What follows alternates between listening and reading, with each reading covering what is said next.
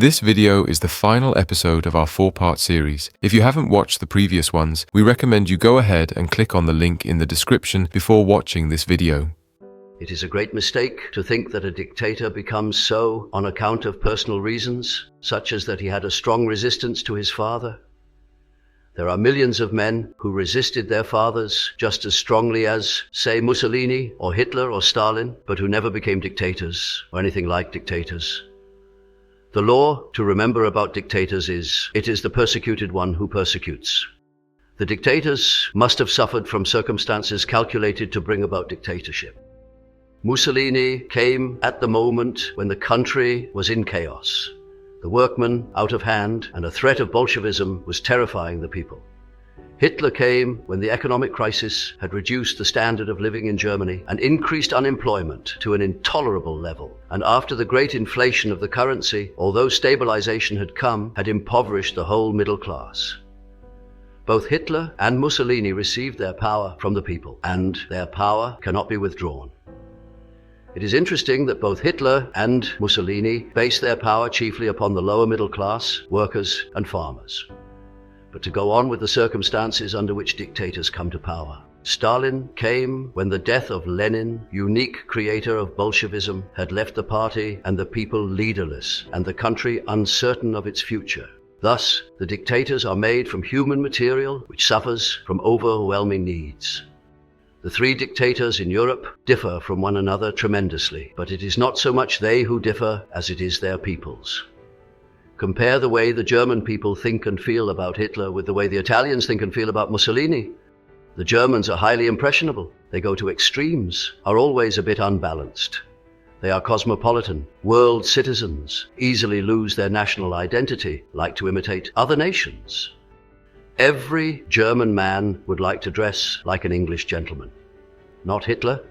He always has dressed in his own way, and nobody could ever accuse him of trying to look as if he got his clothes on Savile Row. Precisely. Because Hitler is saying to his Germans, now, bei Gott, you have got to start being Germans.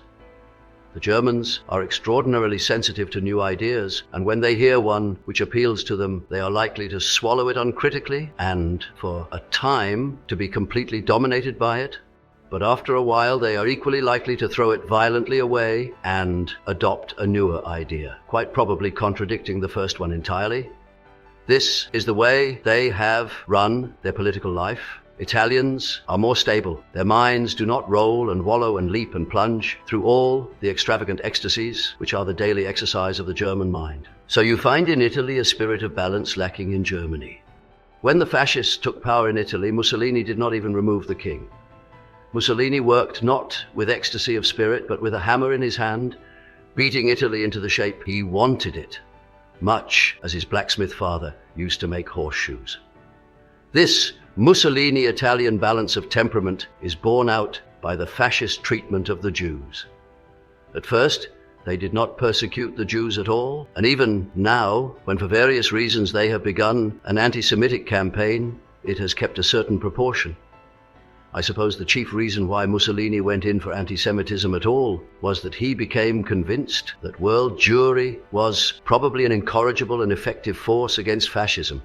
Leon Blum in France especially, I think, and also he wished to make his ties with Hitler more solid.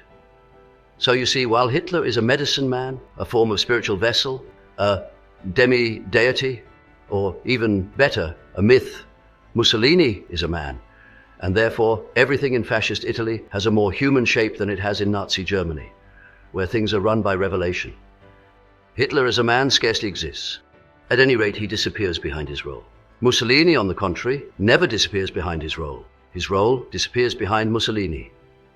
I saw the Duce and the Para together in Berlin the time Mussolini paid his formal visit. I had the good luck to be placed only a few yards away from them, and could study them well. It was entertaining to see Mussolini's expression when they put on the goose step. If I had not seen it, should have fallen into the popular delusion that his adoption of the German goose step for the Italian army was in imitation of Hitler.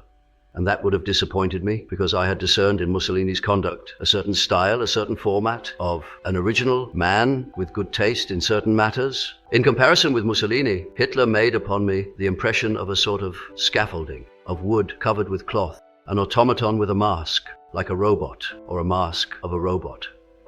During the whole performance, he never laughed. It was as though he were in a bad humor, sulking. He showed no human sign. His expression was that of an inhumanly single-minded purposiveness, with no sense of humor.